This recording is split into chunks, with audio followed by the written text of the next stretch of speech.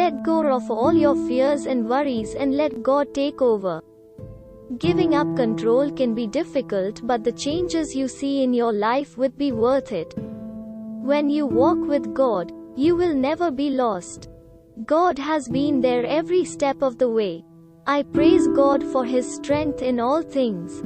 Worrying is arrogant because God knows what He's doing. In other words, take the rubbish that life throws at you and turn it into something good with God's help. We all go through hard times. But do we try and fix our own problems, or do we trust God that He can fix them? As long as the eyes of our faith are fixed upon our troubles, we will not find joy. Until our minds consciously move the Lord from our peripheral vision into the narrow corridor of our focus, joy will elude us. Fight your battles through prayer, and win your battles through faith.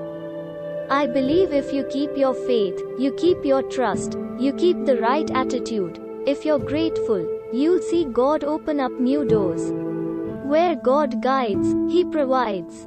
No matter how things look, God is still in control. Stay in peace and be hopeful. Your blessing is coming soon. Remember, no storm will ever last a lifetime. Just hold on, be brave and have faith. Before you know it, the storm will be gone. Worry is blind and cannot discern the future, but Jesus sees the end from the beginning. In every difficulty, He has His way prepared to bring relief. Never be afraid to trust an unknown future to a known God. Don't ask God to guide your steps if you're not willing to move your feet. To seek His will is to search for His ways.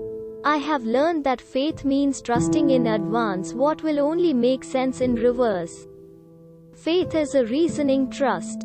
A trust which reckons thoughtfully and confidently upon the trustworthiness of God. Faith in God will elevate you to next level blessings. I have been crucified with Christ and I no longer live, but Christ lives in me.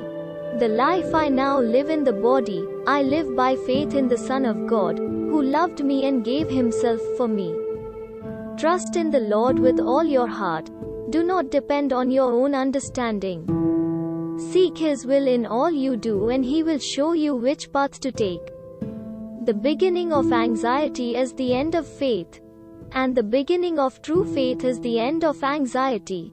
Feed your faith and starve your doubts. Faith talks in the language of God. Doubt talks in the language of man. Faith is putting all your eggs in God's basket, then counting your blessings before they hatch. I understand, finally, that God does not react to prayers or petitions.